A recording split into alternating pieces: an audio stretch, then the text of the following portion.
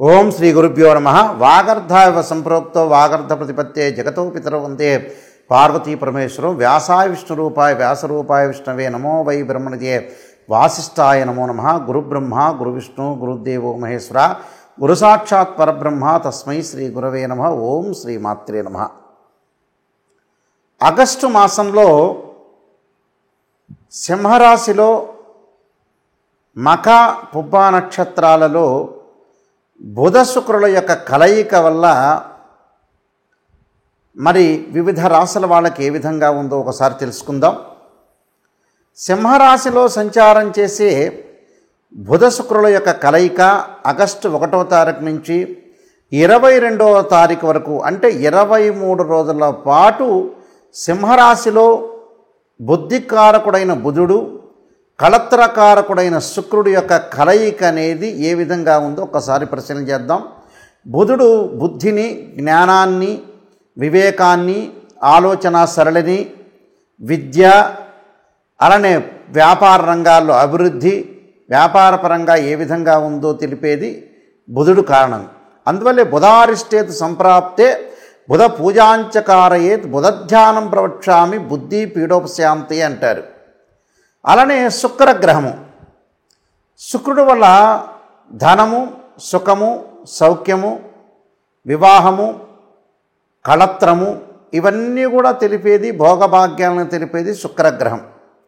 అందువల్లే శుక్రారిష్టేత్ సంప్రాప్తే శుక్ర పూజాంచకారయేత్ శుక్రధ్యానం ప్రవక్ష్యామి కళత్ర పీడోపశాంతి అంటారు. అంటే వివాహం జరిపించేవాడు శుక్రగ్రహమే. ఏ జాతకంలో అయినా సరే అది గుర్తుపెట్టుకోవాలి. అలానే ఇక్కడ గోచారరీత్యా చెప్పబడే ఫలితాలు నిజంగా వాస్తవాన్ని గ్రహించడం అనేది చాలా ముఖ్యం. దానిలో ఏదైనా సరే ఒక నిర్ణయం తీసుకునేటప్పుడు మంచి చెడుల యొక్క మిశ్రమాలు అనేవి బాగా ఎక్కువగా ఉంటాయి. ఒక రాశి ఫలితం చెప్పేటప్పుడు చాలామంది కూడా జాగ్రత్తగా ఆలోచన చేయాలి. దానిలో మంచి ఉంటుంది, చెడు ఉంటుంది. కేవలం మంచి చెప్పటమే కాదు, చెడు వల్ల కూడా మనకు ప్రయోజనాలు కలిగే అవకాశాలు ఎక్కువ ఉంటాయి. అంటే ఒక ప్రమాదం జరుగుతుంది అని మనం చెప్పేటప్పుడు మనం ఆ ప్రమాదాన్ని నివారించగలగటం అనేది మన చేతుల్లో ఉండే అవకాశం ఉంటుంది. భగవంతుడి యొక్క ఆరాధన వల్ల కూడా మనకు మంచి జరుగుతుంది. అంటే this is the transit system అంటారు. అంటే గోచారరీత్యా చెప్పబడేవి బర్త్ చార్ట్కి గోచారానికి చాలా తేడా ఉంటుంది. అదొకటి లాట్ ఆఫ్ డిఫరెన్స్ అనేది ఉంటుంది. కాబట్టి మీరు ప్రతి ఒక్క ప్రేక్షకులు కూడా మీరు గమనించాలి. నిజాన్ని తెలుసుకోవడం అనేది చాలా ఇంపార్టెంట్. నిజం అనేది నిప్పు లాంటిది. అయితే శుక్రగ్రహము ఏ రాశి నుంచి బాగుంటుంది, ఏ రాశి నుంచి బాగలేదో ముందుగా చూస్తే శుక్రుడు 1, 2, 4, 5, 8, 9, 11 స్థానాల్లో సుఫలితాన్ని ఇస్తాడని మనకి గోచారం తెలుపుతుంది.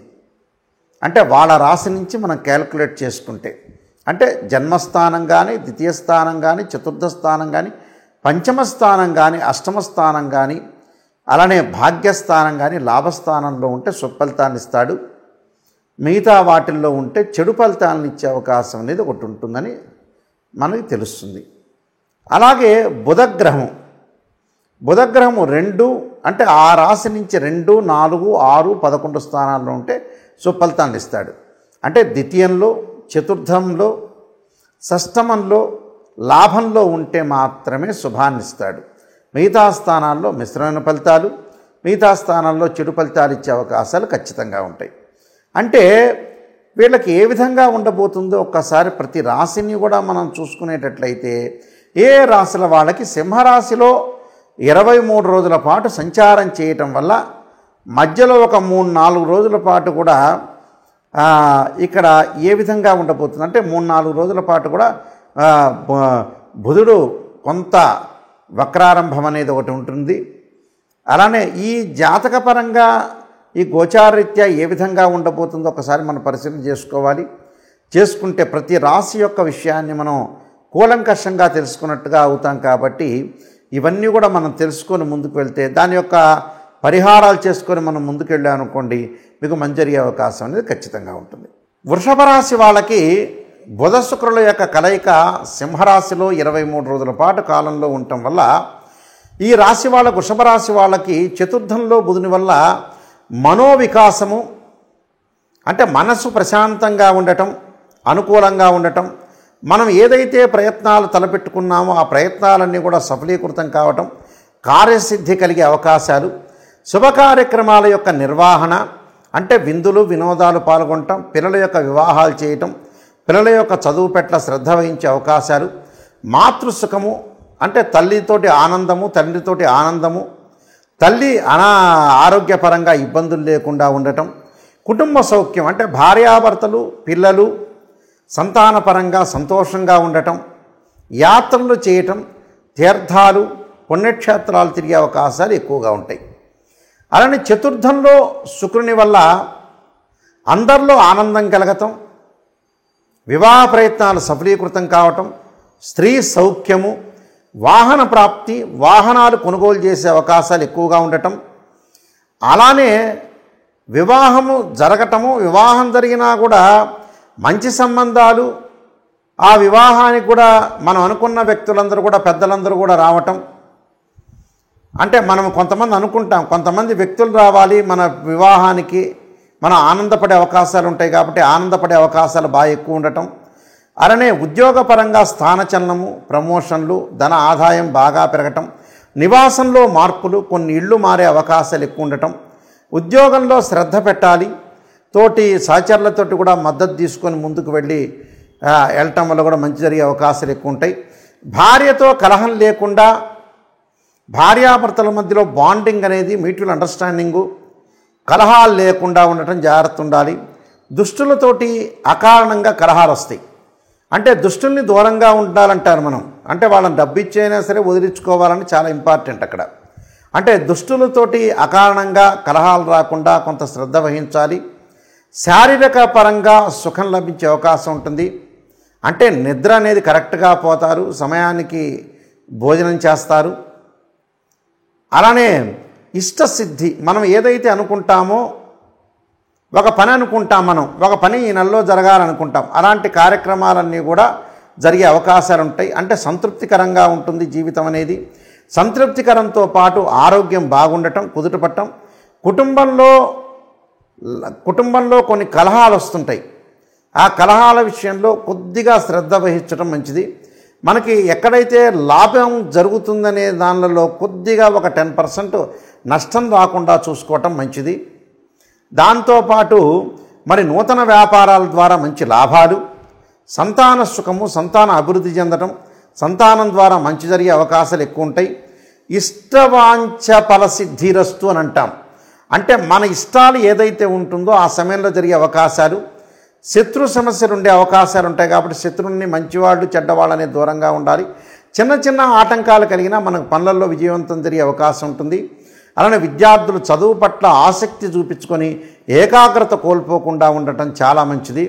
అలానే విదేశాలకు వెళ్ళే అవకాశాలు ఉంటాయి. కంపెనీ త్రూ విదేశాలకు వెళ్ళే అవకాశాలు ఉంటాయి. స్త్రీలకు ఉన్నతమైన అభిప్రాయాలతోటి ముందుకు వెళ్ళే అవకాశాలు ఎక్కువగా ఉంటాయి. కాబట్టి వృషభ రాశి వాళ్ళు నేను చెప్పిన పరిహారాలను చేసుకొని ముందుకెళ్తే మీకు మంచి సుఫలితాలు జరిగే అవకాశం ఉంటుంది. అయితే ఈ రాశి వాళ్ళందరూ కూడా నేను చెప్పినట్టుగా కొన్ని ప్రత్యేకంగా శాస్త్రీయ పదంలో ఉండే రెమెడీస్ మాత్రమే పాటించడం ఎప్పుడు కూడా మంచిదే.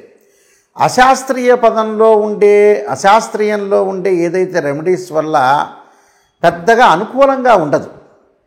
అది ఎలాంటి అనుకూలం చెందుతుందో మనం చాలా జాగ్రత్తగా గమనించి ముందుకు వెళ్ళాలి. శాస్త్రీయ పదంలో ఉండే స్తోత్ర పారాయణాలు కానీ ఏ వారం ఏమి చేయాలనేది చూడాలి. ఈ రాశి వాళ్ళందరూ కూడా నేను చెప్పినట్టుగా మనకి 23 రోజుల పాటు బుధ శుక్రుల యొక్క కలయిక వల్ల మనం మంచి జరగాలని ఆశించాలి. చెడు ఫలితాలను నివారించడానికి స్తోత్ర పారాయణ చేయాలి. అంటే కనీసం మనం ఒకరోజు ఒక 10 నిమిషాలు భగవంతుడు కేటాయించాలి. ప్రతిరోజు కూడా మనం ఆఫీస్కి వెళ్ళేటప్పుడు కానీ, ఒక వ్యాపారం చేసేటప్పుడు కానీ, అందరూ కూడా ఒక రాజకీయ నాయకులే కాదు, సినిమా యాక్టర్సే కాదు, చిరు వ్యాపారులు ఉండొచ్చు, పెద్ద పారిశ్రామికవేత్తలు ఉండొచ్చు, గవర్నమెంట్ ఎంప్లాయీలు ఆర్ ప్రైవేట్ సెక్టార్లో ఉండే ఎంప్లాయీస్ ఉండొచ్చు. అది ఏ విధంగా చేయాలి? ప్రతిరోజు కూడా మనం చెప్పినట్టుగా అంటే 23 రోజుల కాలంలో సోమవారం రోజున ప్రత్యేకంగా ఆదిశంకరాచార్య విరచితమైన శ్రీ కనకధారా స్తోత్ర పారాయణం చేయాలి. రెండవ సోమవారం అంటే ఆగస్టులోనే రెండవ సోమవారం రోజున ఓం నమః శివాయ పంచాక్షరి 21 సార్లు కానీ 27 కానీ 54 కానీ 108 సార్లు కానీ చేయటం. ఇంకొక సోమవారం వచ్చే రుద్రగాయత్రి మంత్రాన్ని తత్పురుషాయ విద్యే మహాదేవాయ ధీమహి తన్నో రుద్ర ప్రచోదయాత్ అనే మంత్రాన్ని, అలానే శివకవచ స్తోత్ర పారాయణం చేయటం చాలా మంచిది. తదుపరి మంగళవారం రోజున కార్తవీర్యార్జునుడి యొక్క మంత్రము, అలానే శ్రీ ప్రజ్ఞా వివర్ధన కార్తికేయ స్తోత్ర పారాయణం చేయాలి. అంటే శ్రీ ప్రజ్ఞా వివర్ధన అంటే కార్తికేయ స్తోత్ర పారాయణం చేయటం మంచిది మంగళవారం పూట. అది ఉదయం చేయొచ్చు, మీకు కుదరకపోతే సాయంత్రం కాలం స్నానం చేసి ప్రదోష కాలంలో కూడా చేయొచ్చు. అలానే బుధవారం రోజున శ్రీ గణేష ద్వాదశనామ స్తోత్ర పారాయణం చేయొచ్చు. అలానే గణపతిని ఆరాధన చేయటం అనేది మంచిది. అంటే వక్రతుండ మహాకాయ కోటి సూర్య సమప్రభ నిర్విఘ్నం కురుమే దేవ సర్వకార్యేషు సర్వదా అనే మంత్రాన్ని, తత్పురుషాయ విద్యే వక్రతుండాయ ధీమహి తన్నోదంతి ప్రచోదయాత్ అనేది మంత్రాన్ని చదవండి. ఉదయం పూట కుదరకపోతే సాయంకాలంలో కూడా చదవచ్చు.